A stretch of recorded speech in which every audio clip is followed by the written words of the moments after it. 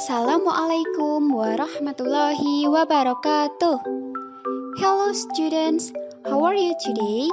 Hari ini kita akan belajar tentang active and passive voice. Ada yang sudah pernah dengar active and passive voice? Kira-kira apa sih active and passive voice itu? Active voice adalah kalimat yang subjeknya melakukan suatu tindakan. Sedangkan passive voice adalah kalimat di mana subjeknya sebagai penerima tindakan. Dibalik ya, yang tadi kalimat aktif subjeknya yang melakukan tindakan, dan yang pasif subjeknya sebagai penerima tindakan. Kira-kira contoh kalimatnya seperti apa sih active and passive voice? Contoh dalam bahasa Indonesianya, misal, ibu memasak ikan. Itu kalimat aktifnya ya. Kalau kalimat pasifnya itu ikan dimasak oleh ibu.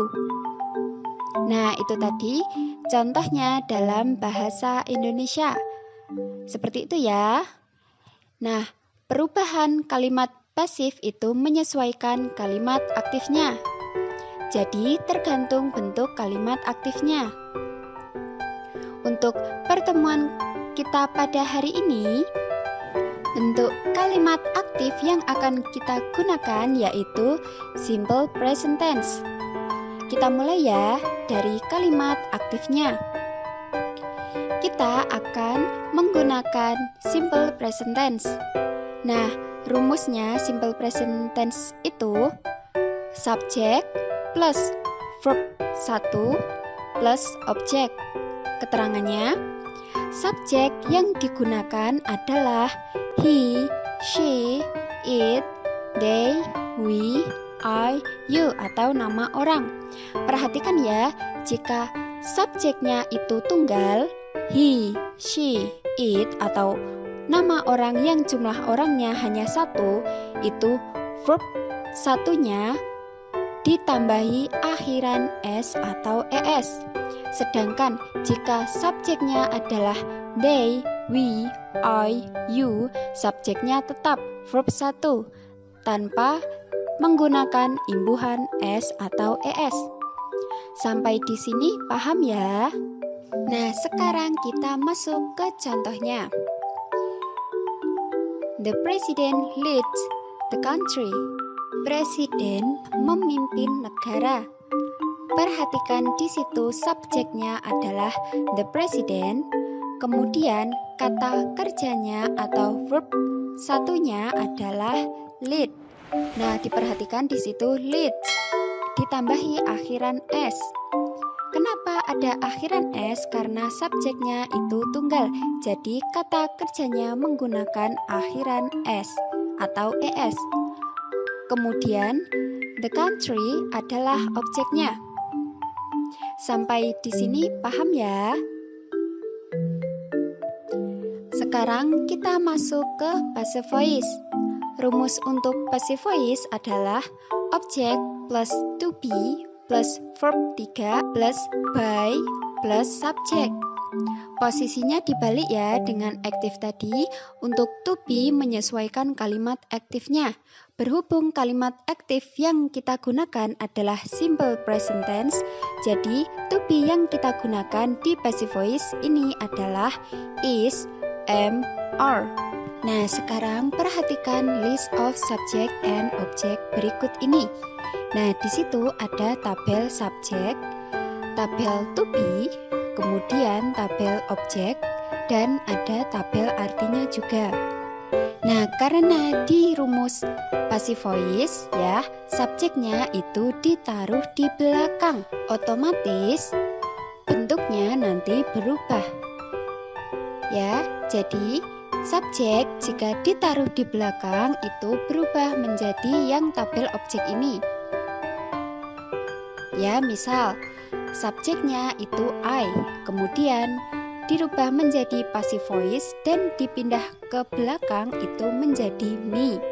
Sedangkan you itu tetap ya, masih sama you. Kemudian subjeknya we dipindah ke belakang ya, dirubah menjadi passive voice dan ditaruh di belakang itu menjadi us.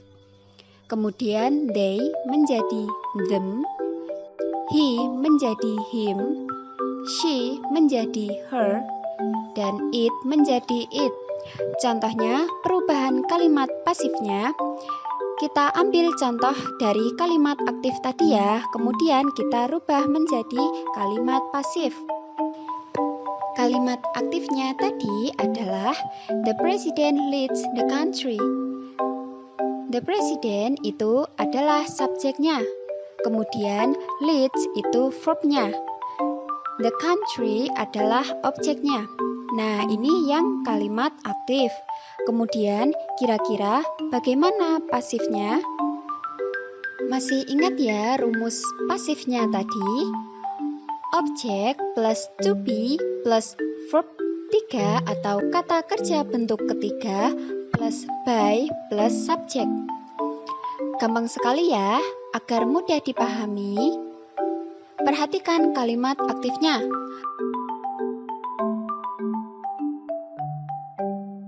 Objeknya ya, jadi kita tarik objeknya dari kalimat aktif ke depan, the country. Kemudian to be-nya adalah is. Kenapa is?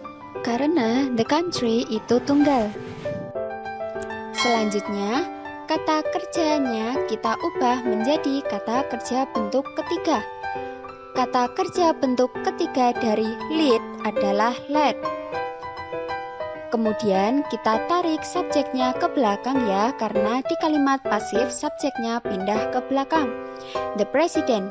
Jangan lupa diberi kata by sebelumnya, jadi by the president.